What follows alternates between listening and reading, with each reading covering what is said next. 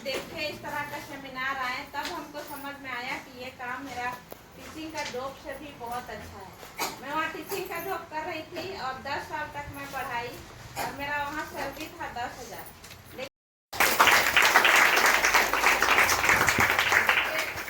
बहुत समय तो नहीं मिला है, बस 2 मिनट मिला है और 2 मिनट में तो बहुत कुछ नहीं हो सकता है, लेकिन मैं सिर्फ अपने बारे में बताना चाहूँगी। तो मेरा नाम हुआ मनीषा देवी और मैं इरबा कर्माटोली की रहने वाली हूँ। आप लोग सभी जान रहे होंगे, अगल बगल के हैं तो। और इस बिजनेस से पहले मैं टीचिंग का जॉब कर रही थी और टीचिंग का जॉब कर रही थी तो ये काम मुझे समझ में नहीं आ रहा था, क्योंकि पहली बार जब करिएगा कोई काम को या देखिएगा समझिएगा तो समझ में नहीं आता है। खासकर अगर दूसरे को का मुँह से सुनिएगा ना तो बहुत मतलब कोई खास नहीं लगता है। और ये काम के बारे में हमको हमेशा गलत ही सुने थे, मतलब कि उल्टा पलटा ही सुने थे, बेकार है, फालतू है, इस तरह से ही समझ में आ रहा था ये काम। लेकिन जब देखे इस तरह का सेमिनार आए तब हमको समझ में आया कि ये काम मेरा टीचिंग का जॉब से भी बहुत अच्छा है। मैं वहाँ टीचिंग का जॉब कर रही थी और 10 साल तक मैं पढ़ाई और मेरा वहाँ सैलरी था 10,000। लेकिन 10,000 सैलरी में और 10 साल का नौकरी में जो चीज़ मुझे नहीं मिला था, मुझे यहाँ सेफ शॉप से मिला। क्या चीज़ मिला तो टीचर का नौकरी में मैं कहीं घूमने फिरने नहीं सकती थी और इस तरह का मान सम्मान नहीं मिलता था, लेकिन मुझे यहाँ सेफ शॉप से मिला और काफ़ी पहचान भी मिल रहा है यहाँ से। और सबसे खुशी की बात ये है कि यहाँ पे लोगों को सपोर्ट करने का मौका मिल रहा है। ये ऐसा काम है कि अपना ज़िंदगी तो बदलिएगा ही बदलिएगा, लेकिन साथ साथ में आप दूसरे का भी ज़िंदगी बदलेंगे, क्योंकि एक अपना तो आप कर लीजिएगा वो बहुत बड़ी बात है, लेकिन अगर दूसरे को ज़िंदगी को बदलते हैं तो ये बहुत बड़ी बात है। सोच लीजिए कि एक ऐसा काम यहाँ पे आप वीडियो देख रहे थे कि ना रहने के बाद भी उनका घर वाला को फैमिली वाला को पैसा मिल रहा है, तो ये बहुत बड़ी बात हुआ कि नहीं हुआ?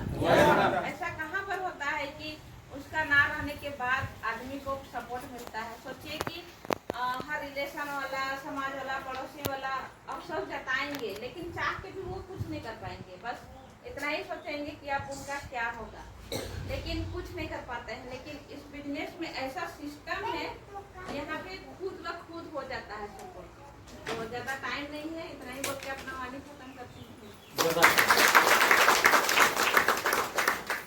सभी को नमस्कार। मेरा नाम है सुनीता देवी और हम भी विभाग के रहने वाले हैं। और सबसे पहले आप सबको बहुत बहुत बधाई, जो कि आप लोग बहुत अच्छा से स्वागत किए, उसके लिए बहुत बहुत बधाई।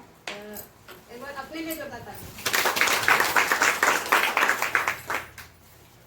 हम कहीं भी काम करते हैं तो हमें कोई तारीफ नहीं करता है, करता है क्या?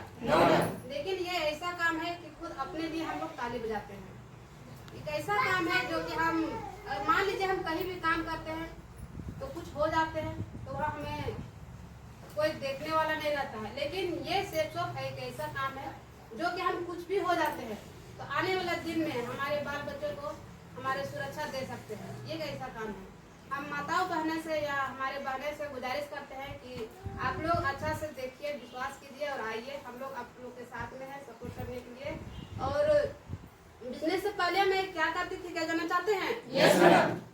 बताने में तो खराब लगता है, लेकिन बताना मजबूरी है, क्योंकि मैं बिजनेस से पहले मैं दारू बेचती थी।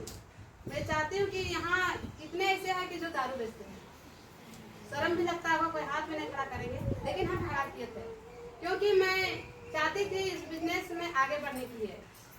क्यों मेरा मजबूरी था, मेरा हस्बैंड नहीं थे, हमारे हस्बैंड एक्सपायर कर गए थे, हमारे 2 छोटी बेटी थी और उन लोगों को परवरिश करने के लिए हम सोच रहे थे मन ही मन कि कोई ऐसा काम मिले तो हम कर सके, जो दोनों बेटी को हम अच्छा स्कूल में पढ़ा सके, दोनों का अच्छा भविष्य दिला सके। तो मिला हमारे सेफ शॉप, हमारे सीनियर अपलाइन हुए, Pammi madam, Chhotu sir, Prakash sir, Avinash sir, Rinku sir. हम चाहते हैं हमारे ग्रुप के लिए कुछ होता था।